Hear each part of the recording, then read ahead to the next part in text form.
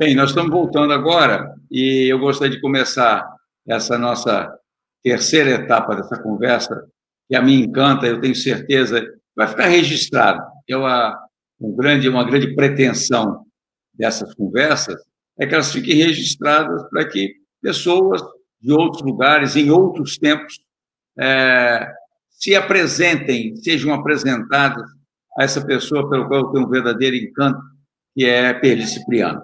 E agora começa com Perli Cipriano. Fala, Perli. Arlindo, eu tenho de você, eu já falei com você quando eu te ouvi falar de você, e depois eu tenho uma curiosidade grande. Nós convivemos muito, andamos juntos para todos os cantos, né, na campanha também. Mas eu quero dizer o seguinte, onde foi que o Arlindo ganhou essa visão avançada, moderna? Eu, quando era secretário de Justiça, sonhava, eu tentei que o PROCON criasse uma espécie de um título de cidadão. Não é cidadão, para puxar saco de ninguém, que desse a você. Você é um cara que tem muita noção dos direitos. Você sempre me impressionou, dos direitos. Aí o cara falou, o Arlindo é capaz de ir lá no PROCON e dizer assim, comprei uma geladeira, ela está com defeito. Porque o meu dinheiro eu ganhei com trabalho.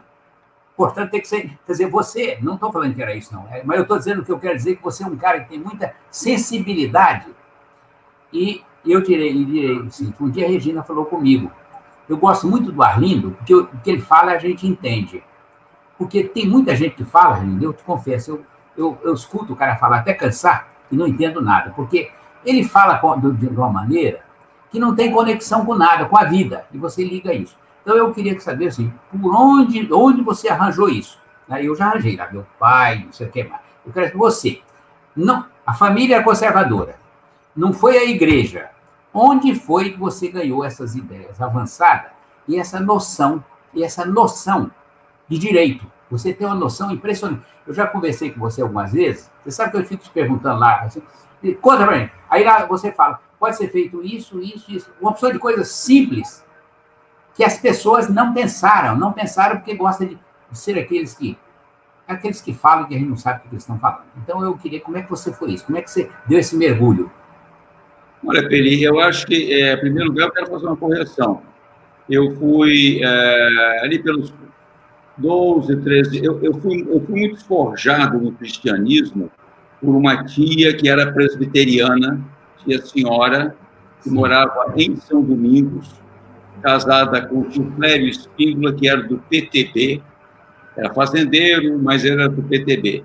Mas eu fui muito forjado na visão cristã, com tia senhora, porque ela respeitava muito meu pai, que era católico, então aos domingos eu ia passar férias com ela, aos domingos, vai lá na missa.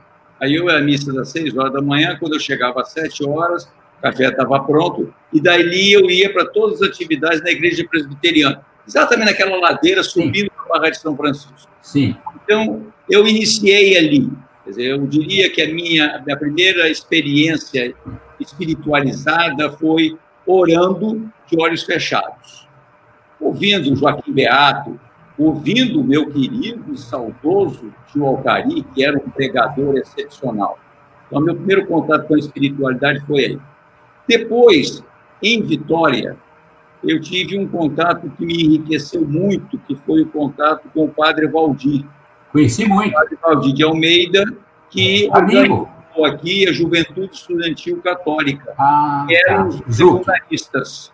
Eram dos secundaristas. JEC. A JEC. A JUC era dos universitários. Era o padre Franz Vitor, aí era o Vitor, Nelma, Nilma, era esse pessoal todo. Sim. E o padre Valdir, ele ia com aquela agora, fermenta na massa, a gente precisa ter uma visão crítica das coisas, e eu lacerdista. Sim, é isso que eu quero saber. Como é que você se converteu? No mesmo grupo de JEC, e na minha turma do colégio estadual, eu tinha como colega, dentre outras pessoas, Jussara Martins. Sim. Eu tinha como colega os dois cheques, né? Eu tinha como colega Julinho, e éramos todos também colegas de JEC, mas a JEC não era um movimento de esquerda, ele era um movimento de criar uma consciência nas pessoas que frequentava a igreja. Né? E aí, eu fico muito feliz com a sua observação a respeito de cidadania. Eu só fui entender o que é a cidadania ativa na minha passagem pelos Estados Unidos. Por quê? Porque lá eu convivi com jovens que tinham uma militância política ativa.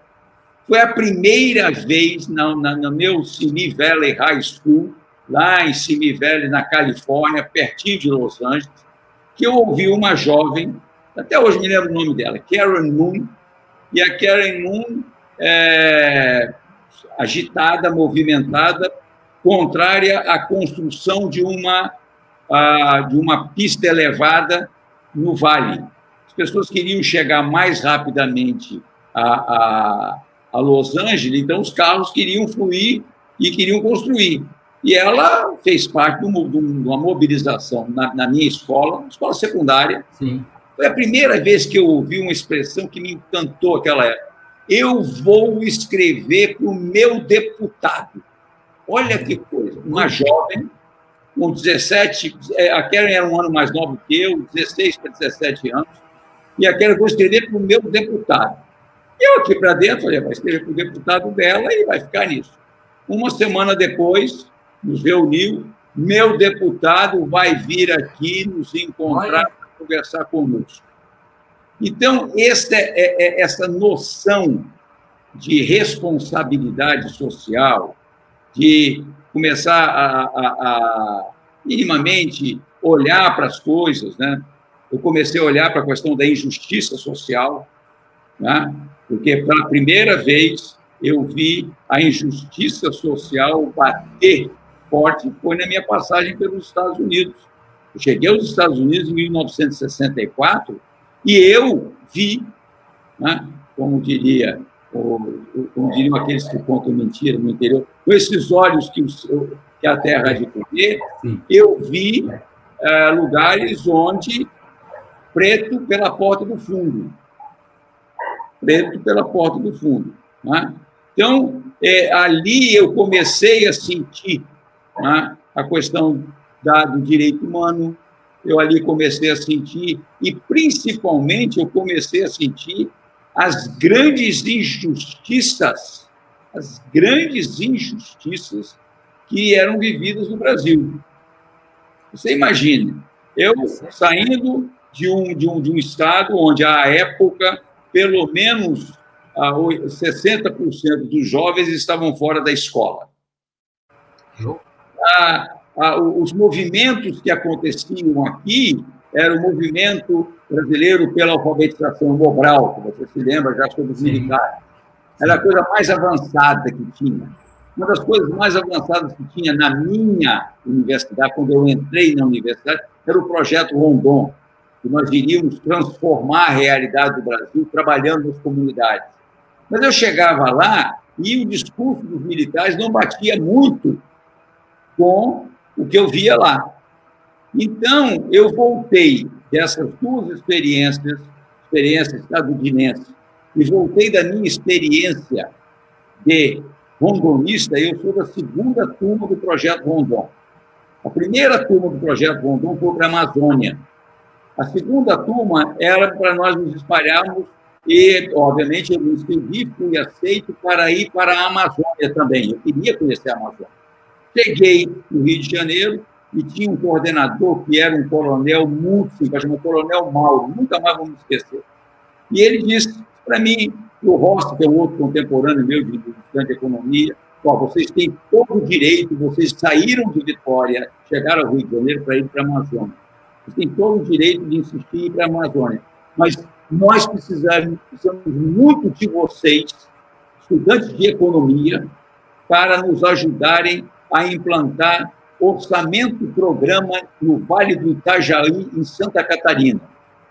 Então, olha só, fui eu para uma outra realidade, uma realidade racista danada, ultraconservadora, aquela lemoada que falava, continuava falando alemão, né?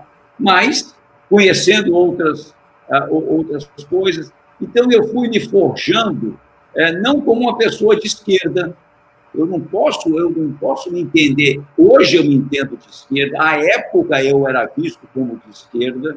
Na época da faculdade, você pode imaginar os meus colegas mais conservadores falaram, não, Arlindo, para de conversar com Pedro Mansur. Pedro Mansur claro. Comunista. Pedro Mansur Sebastião Salgado. Sebastião Salgado. O Salgado era muito reservado, ele. Salgado era mais da Juque também, né? Era muito reservado. Mas o Mansur, não, você não pode entrar na chapa do diretório do Mansur, porque o Mansur é uma chapa de esquerda. Lá fui eu virar secretário na chapa de Mansur. Eu tive também, eu sou muito bafejado pela sorte. Então, eu tive a sorte de entrar na universidade em 1966 e, naquele ano, estava acontecendo o primeiro curso de pós-graduação em economia na Universidade Federal do Espírito Santo, que era o curso da CEPAL-ILPES, patrocinado pelo Banco Nacional do Desenvolvimento Econômico, sobre problemas do desenvolvimento econômico. Eu era calouro da turma de economia, mas virava e mexia, eu me metia lá para ouvir. E foi a primeira vez que eu me dei conta de que a coisa mais importante em você ouvir pessoas que têm muito mais leitura, muito mais vivência que você, é porque você aprende o limite da sua, você entende o limite da sua incompetência. Né? Estou ouvindo Carlos Lessa, ouvindo Conceição Tavares, né? Ouvindo, convivendo no corredor com Paulo Augusto Vivaco, Lélio Rodrigues e tantas outras pessoas, eu comecei a me forjar como alguém que não estava satisfeito com o que estava no mundo. E aí comecei a ser visto como sendo de esquerda, porque eu me diferenciava dos meus colegas, antigos colegas lacerdistas, porque eles diziam, isso está errado, mas sempre foi assim. E eu já dizia, isso está errado e precisa ser mudado.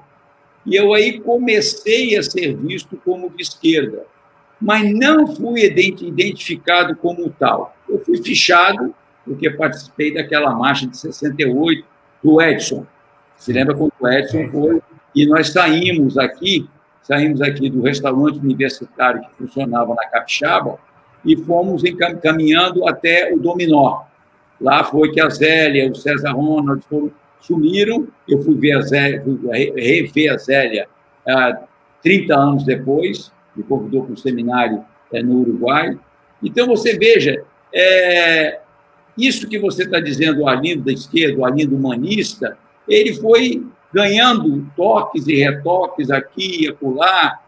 Você sabe muito bem o trabalho que você teve, com o novo entrante Arlindo no Partido dos Trabalhadores, porque eu tinha que perguntar sobre isso. O secretário do Eurico. Eu tinha trabalhado com o Arthur, eu te defendi de maneira radical. Eu achava você um homem muito corajoso. Já tinha aquela história de que você era muito inteligente, mas agora, quando veio enfrentar o PT, eu já conheci o PT. Falei, esse homem é muito corajoso, eu já te admirava, mas aí eu passei a admirar mais. Era muita coragem. Agora, contribuiu muito. Dessa sua transformação, aí, quando você volta, você sai do Brasil, ainda estudante universitário, já perseguido político, já fichado, já carimbado, com o dedo lá nas fichas, você vai para a União Soviética, vai para a Ucrânia, né? Que era da União Soviética, e você volta. Que Brasil você encontrou? Qual foi qual foi a sua derivada a partir daí, dessa sua experiência europeia, e que aí, pelo que eu entendo, era uma experiência cosmopolita, não porque a Ucrânia fosse cosmopolita, mas era cosmopolita porque você conviveu com gente do mundo todo. Do mundo todo. De fato, eu não vivi o 68 aqui no Brasil. Eu vivi lá, ouvindo falar muito lendo o que podia ler. Eu lia qualquer coisa que aparecia sobre o que estava acontecendo na Alemanha, na França, no México e também no Brasil. E tinha, uma quantidade imensa de gente de diferentes países. Então, eu vivi o 68 por um outro ângulo. E aí, eu não terminei o curso, eu tentei muito contato com a embaixada cubana, eu queria voltar para ir para a guerrilha, era o meu grande sonho, tá? O meu sonho eu seria cabo guerrilheiro, eu achava que um dia, não pela coragem, nem pelo mérito, mas eu queria ser cabo, pelo menos cabo no exército. Nunca tive grandes pretensões, mas eu digo, se alguém não me der por coragem, nem por mérito, eu vou dizer, eu sei cortar cabelo. Podia ser, né? E se me negasse aí, se eu dizer, eu sou dentista, aí eu acho que talvez eu conseguisse essa promoção. Então eu sonhava voltar, mas Cuba já começava a ter uma corda no pescoço, que a União Soviética não queria deixar sair ninguém mais de lá para ir para Cuba. Eu tentei, não consegui. Aí voltei, passei por Valadares, depois estive lá no interior, o meu primo Zé Cipriano, e de lá eu fui ao Rio de Janeiro, conversando com a Apolônio de Carvalho. Eu queria voltar para integrar diretamente a ALN. Eu tive com uma pessoa da ALN, de Moscou, assassinaram essa figura. Esse era o meu projeto, mas o grupo de esquerda que eu fazia parte aqui, todo ele foi para o PCBR, Partido Comunista Brasileiro Revolucionário, todo ele. Só eu que queria ir para a ALN. Eu acabei indo ao Rio de Janeiro e tive uma reunião com Apolônio de Carvalho, essa figura lendária. Eu acho que no mundo, eu acho que o Ormando de Moraes que falou, o Apolônio de Carvalho não sabe se ele é um santo comunista ou um comunista santo. Ele é meio parecido com o Pedro Corrêa. Ele, com tudo que ele fez na vida, ele sempre foi um humanista avançadíssimo. Um dia perguntaram a ele, Apolônio de Carvalho, você deve ser muito corajoso, né? Porque ele lutou, ele aqui em 1935, lutou no Brasil, lutou no Exército Republicano, na Brigada Internacional, e na França, e na Espanha, e de lá, depois que derrotaram o Exército Republicano, ele foi para a França e participou da resistência francesa, ocupou cidades importantes, muito importantes. Ele ocupou, então, veja bem, uma pessoa foi oficial em 3 exércitos. Aí um dia falaram dela, Apolônio, você deve ser um homem muito corajoso. Eu falei, não, meu filho, eu apenas desconhecia, eu só não tinha muita noção do perigo. Ele não era corajoso, não tinha noção do perigo. Então, e aí, conversando com ele falou, não, você fica com a gente, nós vamos lá, nós estamos preparando a guerrilha também, e eu fiquei todo animado. O Apolônio de Carvalho, então, e eu fui para o Nordeste. Eu acabei fazendo um levantamento de regiões. Isso nunca direi de onde, nem como, lugar nenhum, mas de qualquer maneira eu fiz. Participei. E fiquei no Nordeste. No Nordeste eu fiquei no PCBR um período, e contatei o pessoal da ALN. Aí saí e acabei fazendo um movimento lá, trouxe uma parte do PCBR, que era o pessoal, eu estou usando assim, porque hoje em dia certa tudo era o chamado Grupo de Fogo do PCBR, o pessoal mais radicalizado. Aí eu acabei com muito trabalho, eles também estavam descontentes, acabamos trazendo para a ALN. Aí fiquei lá e fui preso lá. Eu andei em muitos lugares, né? E nem em depoimento, nem em lugar, nem até hoje eu não falei onde andei totalmente. E aí fui preso por acaso, é uma coisa de loucura. Eu estava aí em Olinda, eu já contei isso no livro, né? Eu estava lá junto com o Ronaldo Dutra Machado, filho do almirante. Ele era da ALN, ele estava vindo do Nordeste. E nós paramos, um contato, era o chamado ponto, eu encontrei com ele, fomos lá para o fundo do barco com a Coca-Cola, olha o pecado que tem, Coca-Cola, e chegou a polícia, bateu as 9 portas, umas coisas estranhas, que cobriu de policiais. Nós dois lá no final, ficamos assim, assustados, né? Aí pergunta o nome, eu era Pedro Ramos, o outro falou um outro nome, mas aí deram revista, que chama Baculejo, e aí localizou uma arma com esse Ronaldo. Quando localizou, eu fiquei assustado. Eu falei, agora a coisa está complicada. Por enquanto, nós estávamos só conversando fiado, dando o nome errado, mostrando documento que não merecia muita credibilidade. Eu tentei fugir. Abaixei, peguei na perna da calça de um soldado, derrubei ele em cima de uma cadeira, de uma mesa, e corri. Eu consegui sair. Desse lugar, fugindo. Porque, de repente, as pessoas... E caí. lá na frente, caí. Aí eles me pegaram na praça, seguravam no braço e na perna e chutavam minha costela no ar. Eu dependurado, eles chutaram. E eu olhava assim, eu vi uma pessoa, um soldado alto, com sangue do lado, assim, porque acho que na queda ele machucou. Aí ele estava mais feroz. Tinha uma bota que eu acho que devia ser uns 48, uns 50 ia vai pancada, de tão grande que era. Aí fui preso, fui e ainda enrolando, a gente inventava uma história complicada, caralá, onde é que vocês estavam, de onde vocês são? E a gente estava na zona. Na zona é difícil sustentar que estava na zona. Qual zona? Né? Qual? Nós tentamos enrolar, o que depois não teve jeito. Depois eles me confundiram com um senador que participou junto com Marighella de um sequestro lá de um trem pagador lá, e ele participou. Aloysio. Então, eu estava apanhando, mas eles quebraram meu óculos no meio da rua, já quebraram, e fui quebrando. Aí, lá, pelas tantas, eles falam comigo o seguinte, olha, a gente inventando que era... E esse Ronaldo estava com uma folha em francês, eu estava ajudando a traduzir. Péssimo em francês, mas de qualquer maneira, eu sabia mais que o Ronaldo. Então, eu estava ajudando a traduzir. Ele ficou com aquilo no bolso. E a polícia pegou aquela folha assim, olhava assim e falava, isso aqui é inglês, isso aqui é francês. Não sabia nem qual era a língua, que era espanhol. Aí lá pelas tantas tinha a palavra raiz. A raiz é do mesmo jeito, né? Isso é comunismo. Aí já sabia, já que é comunismo, a coisa mudou, já não estava na zona mais. Aí não foi muito torturado, tal, e fui julgado em muitos processos, fui condenado a 94 anos e 8 meses. Passei praticamente 10 anos da vida, eu não vi muito nem a minissaia, uma opção de coisas que eu não vi. E não vi muito dos movimentos. E a prisão é uma escola que aprende-se muito. Mas é um lugar que nunca ninguém devia aprender nada ali. Devia ficar, não ali. Eli, a gente vai fazer mais uma parada e eu gostaria de retomar exatamente naquilo que está registrado em você como vazios na sua vivência social por estar em prisão. O que é que você tem dificuldade de entender na cultura, na política, na economia? A gente volta para mais uma rodada dessa nossa conversa daqui a pouquinho.